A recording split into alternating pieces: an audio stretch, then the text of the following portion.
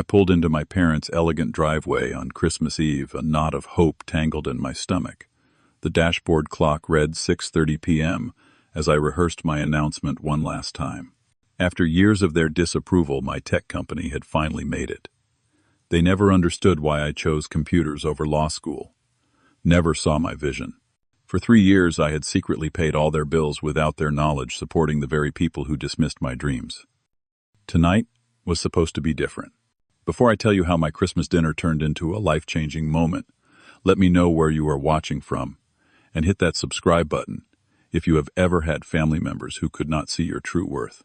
Growing up, I always knew exactly what my parents expected from me. Every family gathering, every dinner conversation, every parent-teacher conference circled back to the same theme: Newton Howard Jackson, son of William and Patricia Jackson, was destined for law school. They had it all mapped out from my first day of kindergarten. Dad would proudly announce to anyone who would listen, "My son is going to Harvard Law just like me. Then he will join the family practice." The family practice that existed only in his imagination, since Dad was actually a corporate lawyer who never started his own firm. While they planned my future in meticulous detail, I fell in love with something entirely different. Computers fascinated me from the moment my elementary school got its first computer lab. I would stay after hours learning to code while waiting for Mom to pick me up. By 13, I had built my first primitive app. By 16, I was fixing computers for neighbors to earn money. Mom called it that little computer hobby, and Dad referred to it as wasting time on games, even though I showed them countless times I was actually programming. Newton, this computer nonsense is fine for now, but it is not a real career. Dad would say, dismissing my excitement over learning a new programming language. Your cousin Thomas is already preparing for pre-law courses, and he is 2 years younger than you. Mom was slightly more diplomatic, but equally dismissive. Sweetie, technology jobs are for people who cannot get into professional schools. We raised you for better things. What my parents presented to the world versus what happened behind closed doors were two entirely different realities. From the outside, the Jacksons were the picture of upper-middle-class success. Beautiful, colonial-style house in an exclusive neighborhood, new luxury cars every 3 years, lavish holiday parties, and generous donations to community charities. Mom served on 3 different boards, and Dad golfed with judges and politicians every weekend. What nobody saw were the credit card statements piling up on their desk, the second mortgage they took out to maintain appearances, or the threatening letters from the IRS about back taxes. Dad had made a series of increasingly desperate investments trying to maintain their lifestyle after being passed over for partner at his firm. Mom refused to scale back on anything, insisting appearances were everything. I discovered the truth during my sophomore year of college when I came home to find a disconnection notice for the electricity taped to our front door. When I confronted them, Dad reluctantly admitted they were experiencing temporary financial setbacks. That night, I used my savings from my small web design business to pay their overdue utility bills. It was supposed to be a one-time thing. One time turned into a regular occurrence. By my senior year, I had quietly transferred all their utilities into my name to prevent disconnections. They believed I was just managing the paperwork for them as a favor. In reality, I was paying thousands of dollars monthly to keep their lives functioning, while they continued to criticize my career choices. Despite their disapproval, I launched my tech startup immediately after graduation instead of applying to law schools. Using the coding skills I had developed since childhood, I created an innovative security software platform. The early years were challenging, working from a tiny apartment, eating ramen noodles, and pouring every penny back into the business, all while still paying my parents' bills. Through persistence and countless 18-hour workdays, my company gradually gained traction. 3 weeks before that fateful Christmas, we had secured our first major corporate client, a Fortune 500 company, that would implement our security software across their entire network. The contract was worth $20 million. For the first time in my life, I felt worthy of my parents' approval. Surely now they would see that my path had been valid all along. With the encouragement of my girlfriend Amanda, I decided to share my success at Christmas dinner. Amanda had been my rock throughout the challenging startup years, believing in me when no one else did, not even my own family. They will be proud of you, Amanda assured me as we selected gifts for my parents. $20 million is impossible to dismiss. I wanted to believe her. After all the years of criticism and disapproval, I still desperately wanted my parents to see me to validate that my choices had been right for me. I spent hours selecting thoughtful gifts, a first edition of my mother's favorite book and an antique fountain pen for my father. I rehearsed how I would tell them about the contract, imagining their surprised expressions and long overdue congratulations. When we arrived for Christmas dinner, everything seemed perfectly orchestrated. The house was immaculately decorated with professional-grade holiday decor. A towering Christmas tree dominated the living room, surrounded by elegantly wrapped presents. The dining table was set with the fine china and crystal that only appeared on special occasions. Newton, darling Mom Air, kissed my cheek, careful not to smudge her lipstick. And Amanda, how lovely to see you again. Dad clapped me on the shoulder with forced joviality. Son, good to have you home. Let me get you a drink. The warm welcome felt oddly suspicious. My parents were never this effusive. As we moved to the living room with our drinks, I noticed additional place settings at the dining table. Are we expecting other guests? I asked casually. Mom smiled brightly. Oh, just Uncle Frank and Aunt Judith. And your cousin Jason, of course. He just made junior partner at his firm, you know. The evening was already veering off course.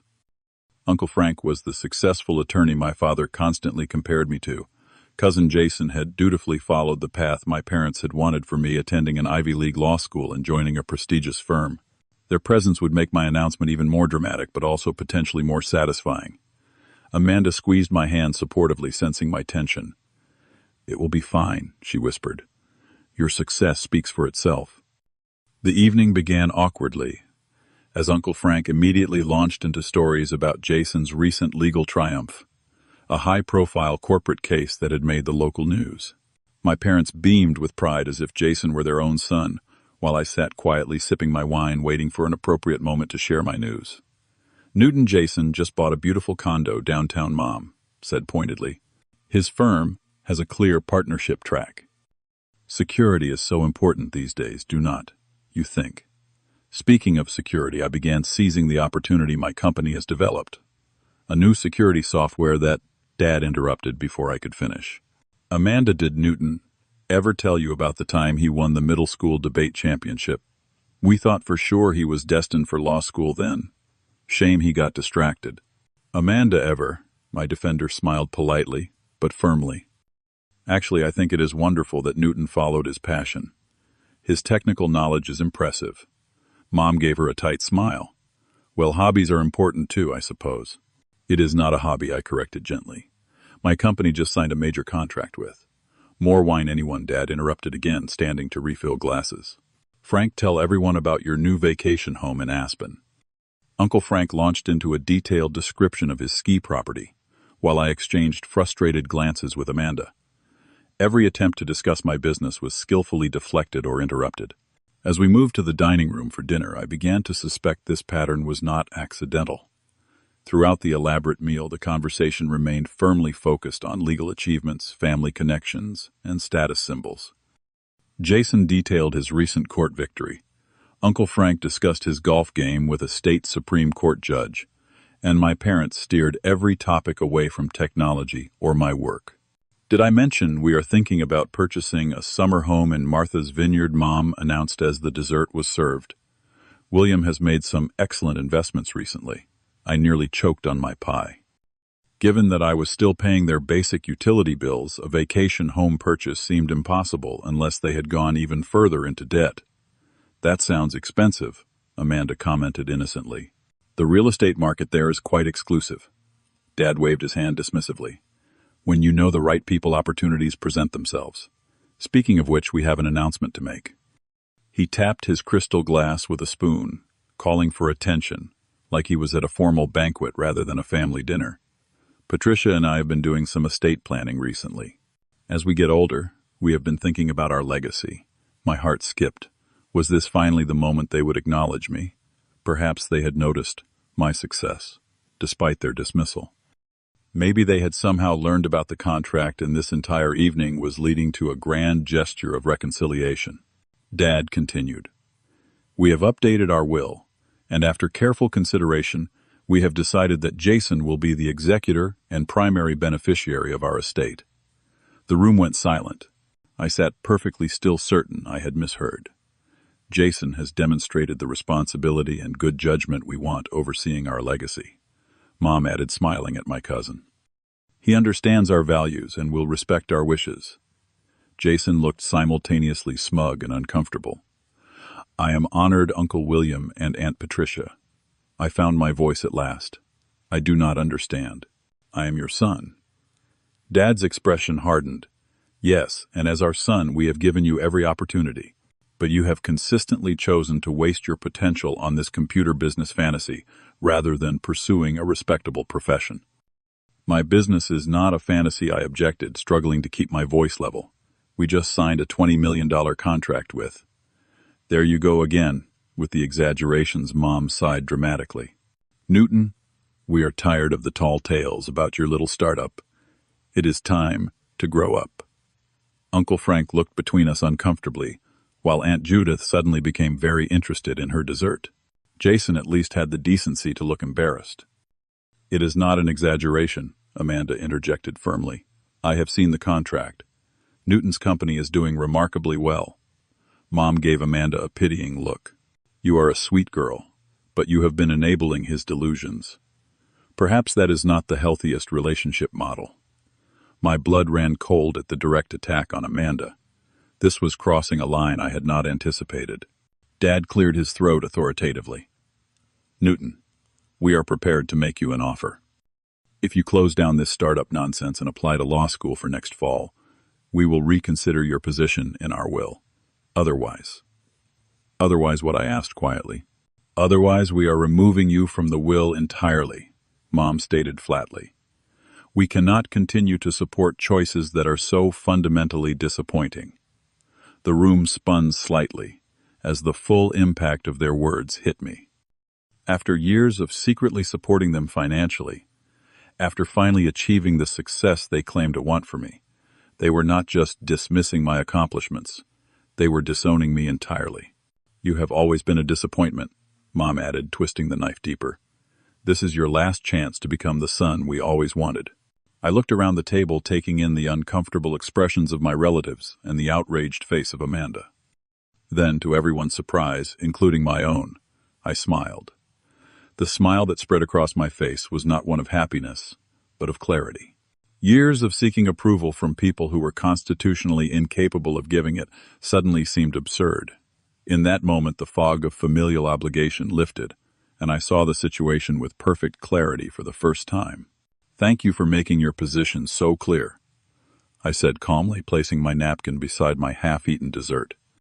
Amanda, I think it is time for us to go. My parents appeared startled by my lack of dramatic reaction. They had clearly expected tears, pleading, or anger, anything but this quiet dignity. Dad recovered first, his face hardening into the stern expression I had seen countless times throughout my childhood. If you walk out that door, Newton, there is no coming back, he threatened. I stood helping Amanda with her chair. I understand completely. Merry Christmas. As we gathered our coats, I heard Uncle Frank murmuring something about family reconciliation and hasty decisions, but my parents remained stonily silent. Jason caught my eye briefly, a mixture of triumph and guilt on his face. Your Christmas gifts are under the tree, I said politely. I hope you enjoy them. The drive home passed in near silence, the festive lights of decorated houses blurring past my window like distant stars. Amanda placed her hand on mine as I gripped the steering wheel. I am so sorry, Newton, she said softly. What they did was cruel and completely unjustified. You tried to warn me, I responded, my voice hollow. I should have known better than to expect anything different. You wanted to believe in them. That is not a character flaw. It is what makes you different from them. You see the best in people. When we reached my apartment, the reality of the evening crashed over me like a tidal wave. I had been officially disowned by my own parents on Christmas. The absurdity of it might have been comical if it were not so painful. Inside, I collapsed onto the sofa, the carefully constructed composure finally crumbling. Years of suppressed emotions erupted as I alternated between rage and grief. Amanda sat beside me, a steady presence, as I processed the brutal finality of my parents' rejection. "They never even let me tell them about the contract," I said, staring at the ceiling. $20 million, and they could not even let me finish a sentence. "It was never about your success," Amanda observed quietly. "If you had become the world's richest tech entrepreneur, they would have found a way to dismiss it because it was not their chosen path for you. Do you know what the worst part is? I have been paying their utility bills for years. Their electricity, water, internet, everything is in my name because they could not keep up with payments. And they have the audacity to lecture me about responsibility." Amanda's expression changed. "Wait, what? All their utilities are in your name. They have no idea. They think I am just managing the paperwork. They have no clue I have been covering the costs." A bitter laugh escaped me. "They are probably sitting in their perfectly heated home right now, enjoying their Christmas wine, planning how to explain to everyone that they have disowned their disappointment of a son." As the evening wore on, Amanda revealed something she had overheard while helping Mom in the kitchen before dinner. My parents had planned the entire evening as a strategic humiliation, inviting Uncle Frank and Jason specifically to highlight the path I had rejected. They had never intended to listen to anything about my company. The entire disowning scene had been choreographed in advance. That night sleep eluded me. I lay awake, replaying years of criticism, dismissal, and manipulation. By morning, the grief had hardened into something colder and more resolute. I spent most of Christmas Day in a numb haze, mechanically going through the motions of the holiday, while internally processing the seismic shift in my family relationships. On the morning of December 26th, I was organizing my home office when I came across the folder containing all the utility accounts registered in my name for my parents' home. I stared at the paperwork, a plan forming in my mind. Not revenge exactly, but a necessary lesson about consequences and independence. I called my business partner Michael to discuss the legal implications of what I was considering. "All the accounts are legitimately in your name," he confirmed after reviewing the details. "You have been paying them for years. Legally, you have every right to cancel service. They are in their 60s, Michael. I do not want to leave my elderly parents without heat in December. First, 60 is not elderly. Second, they just disowned you and removed you from their will after years of emotional abuse. Third, they can easily set up new accounts in their own names. They are not helpless. They are just used to you handling everything." I considered the ethics of the situation. Was I being petty and vindictive, or was this a necessary step in breaking an unhealthy pattern? After much reflection, I decided that continuing to financially support people who had rejected me so thoroughly was not generosity but self-destruction. With a steadiness that surprised me, I called each utility company and canceled service effective immediately. Electricity, water, internet, home security system, all would shut down by the end of the day. Then I scheduled automatic payments to resume exactly 1 week later, providing a brief but meaningful lesson without causing genuine hardship. Finally, I drafted a formal letter explaining my decision. "For the past 3 years, I have been paying all utility bills for your residents without your knowledge. In light of your decision to remove me from your family, I am terminating financial support effective immediately. Services will resume automatically after 7 days, giving you sufficient time to transfer accounts into your names. Enclosed is documentation for all accounts and contact information for service providers. I wish you well in your future endeavors." Amanda read the letter before I sealed it. "Are you sure about this? It seems harsh." "Harsher than being disowned on Christmas in front of the entire family?" I asked quietly. She sighed. "No, you are right. They created this situation. Actions have consequences. I am not abandoning them to homelessness or genuine suffering. I am simply removing my financial support after they removed their emotional support. It seems fair." After sending the letter by courier to ensure next-day delivery, I felt a strange mixture of guilt and liberation. A part of me wanted to call and warn them to cushion the blow somehow, but another part recognized that cushioning blows was exactly the dysfunctional pattern that needed to break. The first call came approximately 6 hours after the utilities were disconnected. My phone lit up with my parents' number, but I let it go to voicemail.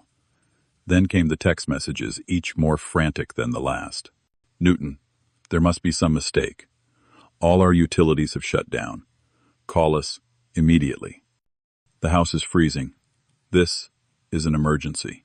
We have no electricity or water. After the 12th call, I finally answered. Dad's voice was tight with barely controlled rage. What the hell is going on with our utilities? Everything shut down at once. Did you forget to pay the bills with our money? The phrase "our money" clarified any lingering doubts I had about my decision. I did not forget anything, I replied calmly. I canceled the services that have been in my name and paid from my accounts for the past 3 years. You should have received a letter explaining everything. A long silence followed. Then Mom came on the line, her voice switching from indignation to saccharine persuasion. Newton, sweetie, there must be some misunderstanding. We are your parents. You cannot just leave us without electricity in winter. The letter explains how to set up accounts in your own names. All services will automatically resume in 1 week, regardless, giving you plenty of time to make arrangements. 1 week, Dad bellowed back on the line. That is outrageous. We will freeze. The temperature is 45 degrees this week, well above freezing. The house is well insulated and you have a fireplace with plenty of wood. You also have sufficient funds for a hotel if necessary, given your recent discussions about purchasing vacation property. My rational tone seemed to inflame him further. This is how you treat your parents, after everything we have done for you. This is how I establish boundaries with people who have disowned me. I corrected. You made your position clear on Christmas. I am simply respecting your wish to separate our lives completely. The conversation devolved from there into threats, guilt trips, and finally desperate bargaining. I remained calm throughout, repeating only facts without emotional engagement. By the end of the call, they understood that the situation was real and that their usual manipulation tactics would not work. Over the next few days, they cycled through every possible strategy to regain control. They sent Uncle Frank to reason with me. They had family friends call to express concern about elderly parents without utilities. They even attempted to report me for elder abuse, though the authorities quickly determined there was no case given that they were healthy adults in their early 60s, with access to funds and temporary accommodations. Through it all, I maintained my position with a tranquility that surprised even me. I felt no joy in their discomfort, but I recognized the necessity of this boundary. For perhaps the first time, they were experiencing the consequences of their own actions rather than having someone else shield them from reality. As promised, all services resumed automatically after exactly 1 week. By then, my parents had begun the process of transferring utilities into their names, finally taking responsibility for their own basic needs. The experience had been uncomfortable, but not genuinely harmful. A perfect metaphor for the emotional growth that healthy boundaries often require. The months that followed were challenging in different ways. My parents told extended family and social connections that I had abandoned them, carefully omitting the years I had supported them or their Christmas disowning. Some relatives took their side without question. Others sensed there was more to the story and reached out to hear my perspective. Despite the external drama, I found myself experiencing an unexpected internal peace. Without the constant drain of seeking approval from those constitutionally incapable of giving it, my energy redirected toward growth and genuine connections. Amanda's unwavering support reinforced what healthy relationships should feel like. My business continued to flourish, the $20 million contract opening doors to even larger opportunities.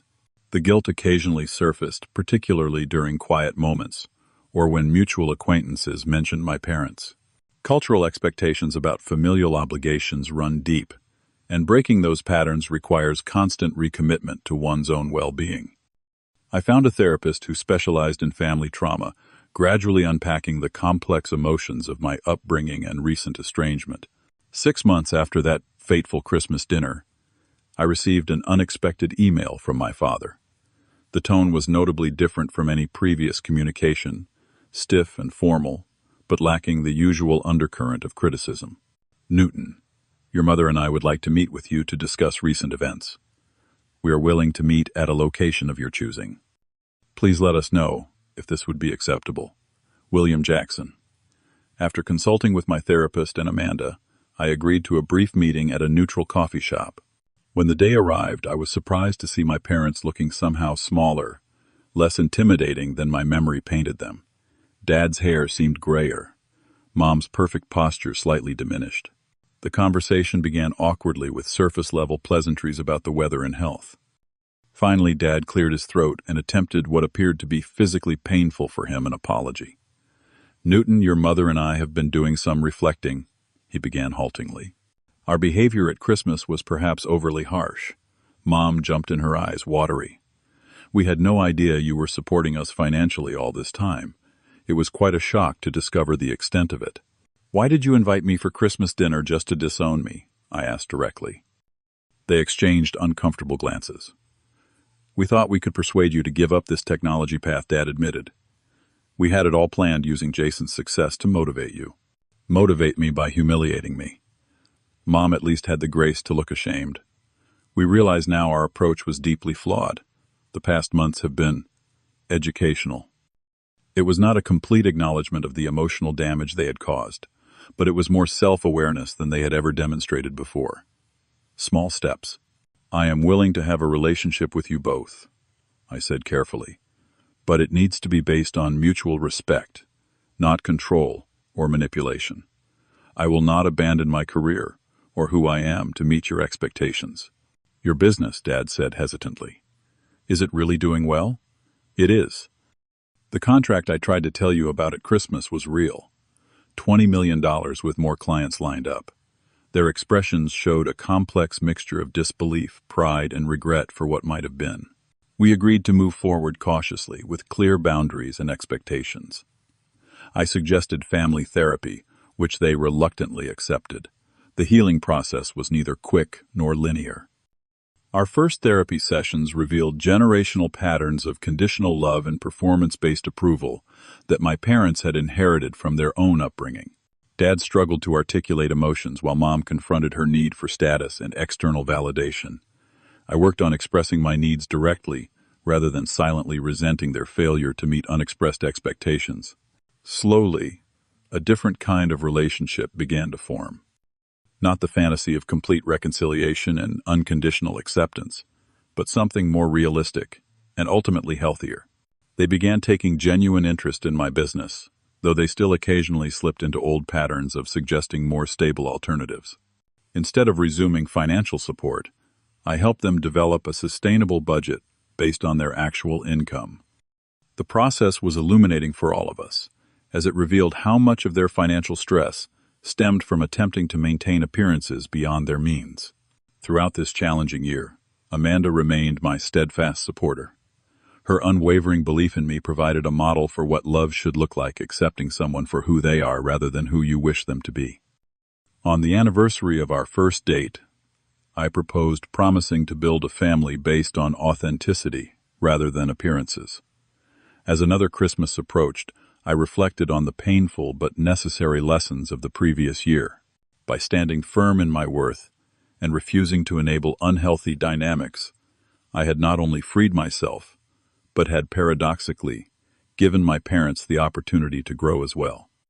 True family, I realize, supports dreams rather than controlling them, celebrates differences rather than punishing them. This Christmas we hosted a small dinner at our home.